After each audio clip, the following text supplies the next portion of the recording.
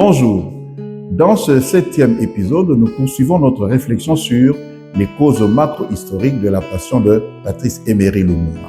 Les causes macro-historiques, c'est-à-dire les causes pour lesquelles il faille remonter dans l'histoire des relations entre le blanc, esclavagiste, puis colonialiste, et le noir, esclave, puis colonisé.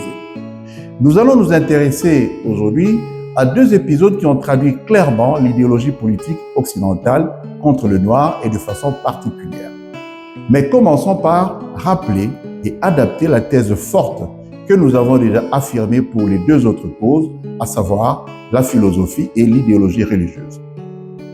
Sans les idéologies politiques, les héros africains étudiés précédemment, c'est-à-dire Yanga, Vita Kanga, Kimpa Vita, Makandal, Toussaint Louverture, Béhanzin, Simon Kimbangu, Oumniobé, jusqu'à Lumumba et ceux qui lui ont succédé, à savoir Thomas Sankara ou Laurent Désiré Kabila, entre autres, ces héros donc n'auraient pas été possibles ni nécessaires. Les deux moments forts de l'idéologie politique occidentale vis-à-vis de l'homme noir sont donc le Code noir et l'acte de Berlin. Parlons d'abord du Code noir. Bien qu'inspiré et promulgué dans un contexte français pour la gestion de ces colonies d'esclaves, le Code noir émet des principes dont l'application peut être observée dans différents régimes esclavagistes. On peut donc considérer ce document comme un paradigme des schémas esclavagistes et colonial, quel que soit le territoire de son application. La réflexion d'Antoine Félix Morin conforte d'ailleurs notre opinion. Il écrit en effet: l'Afrique a connu ce propre système esclavagiste avant l'arrivée des Européens. En revanche, la traite atlantique est caractérisée par un aspect commercial qui utilise l'esclave comme une commodité d'une importance considérable au sein d'un système mercantiliste. La traite négrière établit donc un sentiment déshumanisant à l'égard de Noirs, puisque ces derniers constituent les piliers de ce nouveau commerce. Cela force, faute d'une justification proprement éthique, les États occidentaux pratiquant la traite atlantique à établir une morale sociale et religieuse autour de l'esclavage des Noirs. Cette morale puise ses justifications à travers des édits juridiques comme le Code noir ou même encore à travers la Bible. Les objectifs de loi esclavagistes, particulièrement du côté français, ainsi que l'influence de la papauté et du christianisme sur la moralité de l'esclavage, sont les éléments primordiaux à la compréhension des enjeux qui ont justifié la saignée humaine, raciste, déshumanisante qu'est la traite négrière. Le titre exact du Code noir est « Édit servant de règlement pour le gouvernement et l'administration de la justice, police, discipline et le commerce des esclaves nègres dans la province et colonie de la Louisiane ». Le document connut deux versions. La première, produite par le ministre Jean-Baptiste Colbert au XVIIe siècle, contrôleur général des finances, secrétaire d'État à la Maison du Roi et secrétaire d'État à la Marine. Ce document donc fut promulgué par Louis XIV en 1685. La seconde version date de 1724 et fut promulguée par Louis XV. Le Code noir est tout aussi explicite que les postulats philosophiques et religieux sur l'esclave, mais il semble un brin plus brutal sur le sujet.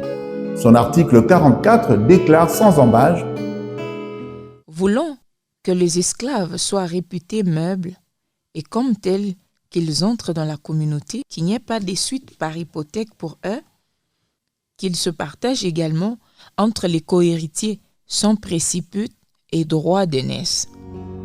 Le Code noir encadre ainsi l'esclavage et amplifie à un tel point la brutalité et la violence déjà connues comme méthode principale dans les rapports maître-esclave que Christiane Taubira n'hésite pas un seul instant à qualifier la traite et l'esclavage de crimes contre l'humanité, affirmant que les textes juridiques ou ecclésiastiques qui les ont organisés percutent la morale universelle. En traitant l'être humain de bien meuble, le Code noir n'est pas loin du grammairien et agronome romain Varron qui, au 1er siècle avant Jésus-Christ, définissait les esclaves comme du matériel vocal capable de parler, à la différence du matériel semi-vocal que sont les animaux et du matériel muet tel que les objets. Mais le pire résidait dans les sanctions pour faits infractionnels tels que la tentative de s'échapper à 3 reprises ou encore le fait de frapper son maître. Ces infractions valaient la condamnation à mort. Et comme le précise encore Christiane Taubira, ce n'est pas la mort douce. Les esclaves sont fouettés, lacérés, torturés, pendus ou brûlés, écartelés. Pour finir avec le Code noir, signalons son article 58 qui stipule que les affranchis devront porter un respect singulier à leurs anciens maîtres, à leurs veuves et à leurs enfants, en sorte que l'injure qu'ils leur auront faite soit punie plus grièvement que si elle était faite à une autre personne. Nous avons indexé l'article 58 parce qu'on en verra une application dans l'affaire Lumumba, où la peine affranchie a osé tenir des propos qui ont mis le maître dans une très grande colère.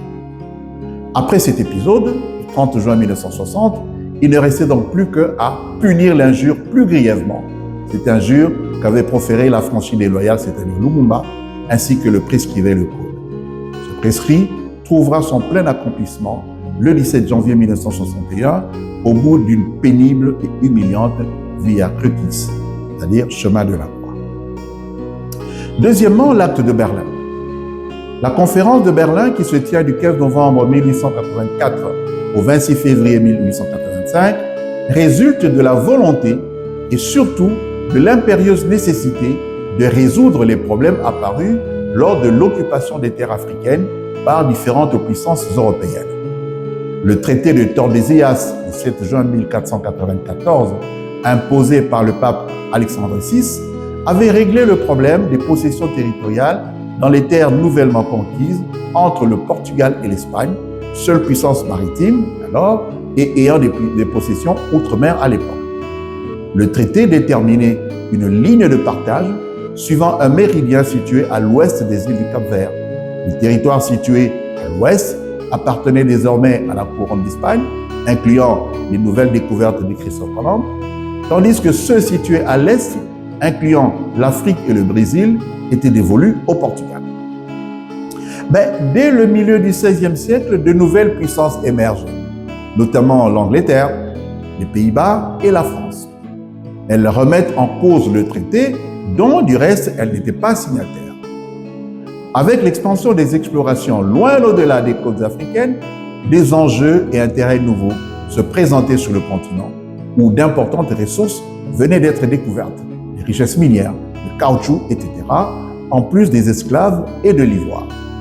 Dès lors, la ruée vers les possessions africaines était ouverte. La France, par l'explorateur Savonian de Brazza, réussit à arracher le 3 octobre 1880 un accord de cession de terre au roi Iloy Ier, roi du Mateke, sur la rive ouest du fleuve Congo.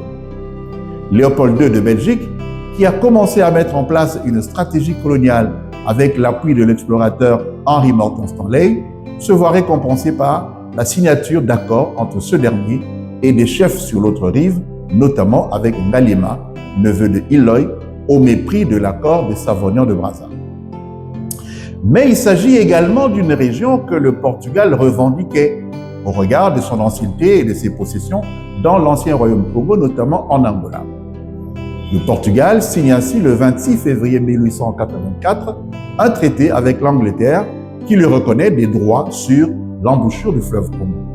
Le but est manifestement de bloquer l'accès au littoral à ces puissances qui ont conquis l'Interland et notamment l'Association internationale du Congo, mandant de Stanley. Les ingrédients d'une crise sont alors réunis.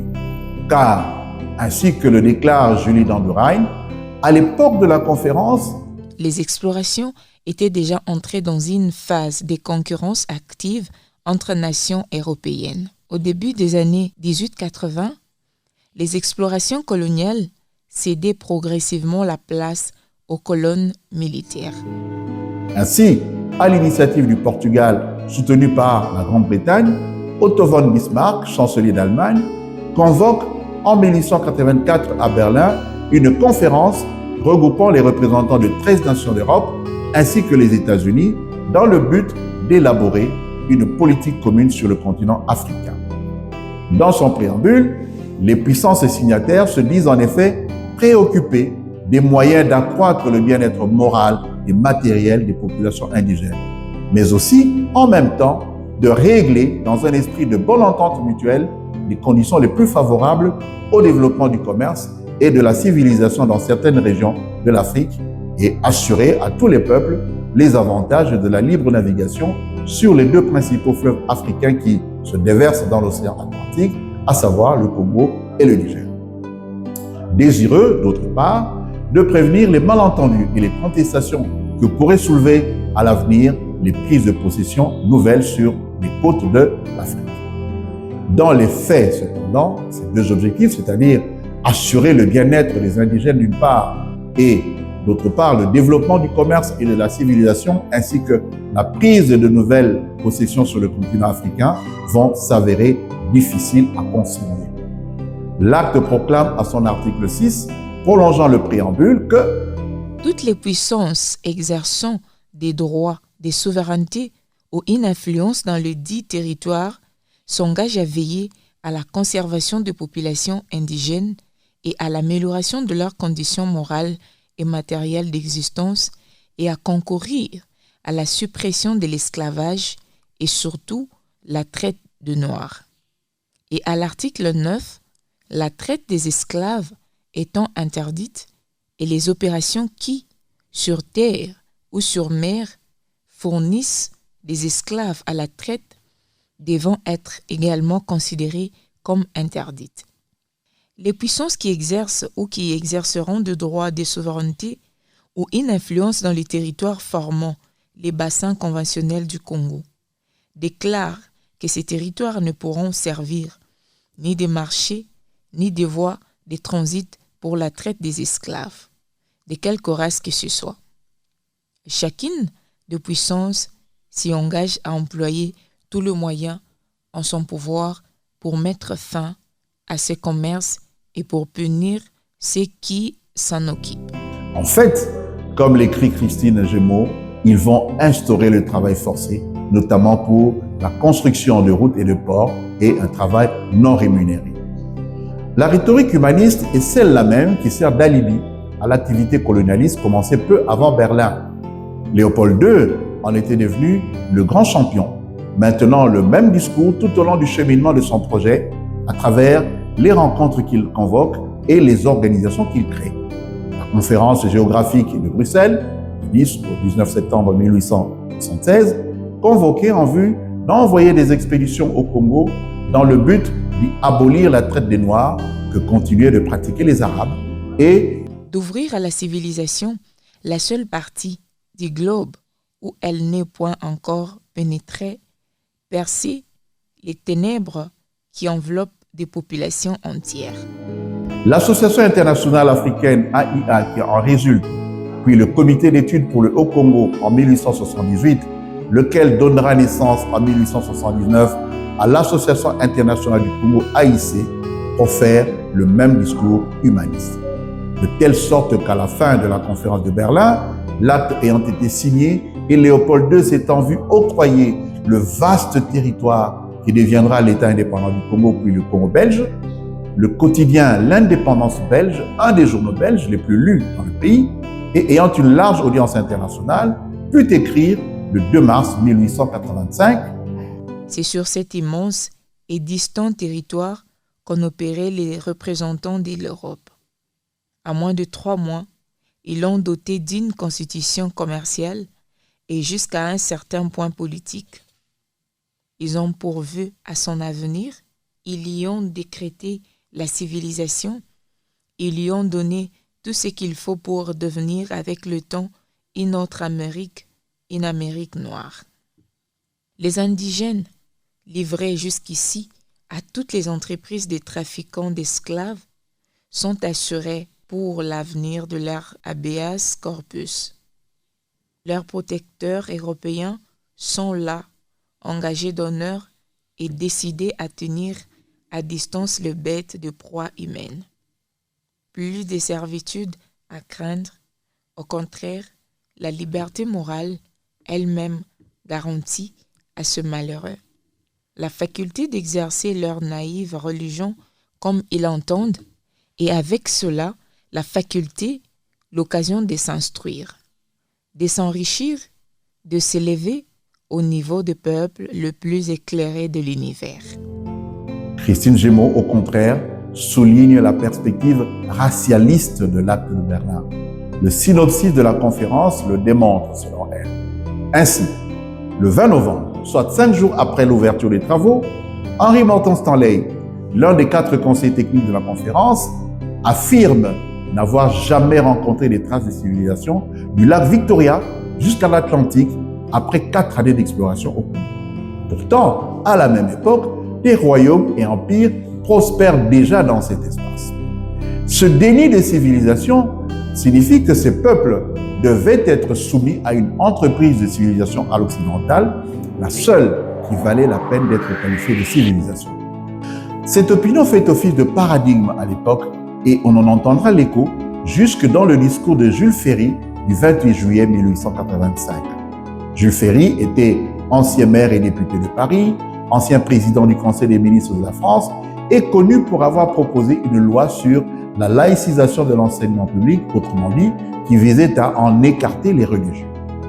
Dans ce fameux discours du 28 juillet, donc, Ferry affirme sans équivoque l'impératif pour les races supérieures, c'est-à-dire l'Europe, de civiliser les races inférieures, c'est-à-dire les populations indigènes d'Afrique notamment. Enfin, pour une conférence dont l'abolition de l'esclavage comptait parmi les mesures phares, le fait curieux est de constater que lorsque le représentant espagnol propose, au cours de la séance du 18 décembre 1884, de créer un tribunal au Congo pour juger les patrons de bateaux négriers, la proposition est rejetée, et pour cause. La Grande-Bretagne, première puissance abolitionniste, soutient en effet Zanzibar, première puissance négrière. Au total, l'acte de Berlin, vu dans son texte et dans son contexte, n'est qu'une nouvelle affirmation de la supériorité d'une race sur une autre et de la domination que celle-là entend perpétuer sur celle-ci. Gémeaux affirme que la conférence de Berlin se situe bien dans une continuité. Elle ne représente pas une rupture, mais bien plutôt une accélération du temps historique et un véritable tournant politique. Pour approfondir le sujet, nous vous convions à consulter notre récent ouvrage « Ceci n'est pas qu'une dent », le tome 1, « Macro-histoire, biosémie au pouvoir et passion des corps dans le récit des 52 derniers jours plus 3 de Patrice Emery Lumumba, ouvrage de Jean-Claude Matoumini, publié cette année même aux éditions du Net. Rendez-vous au prochain épisode.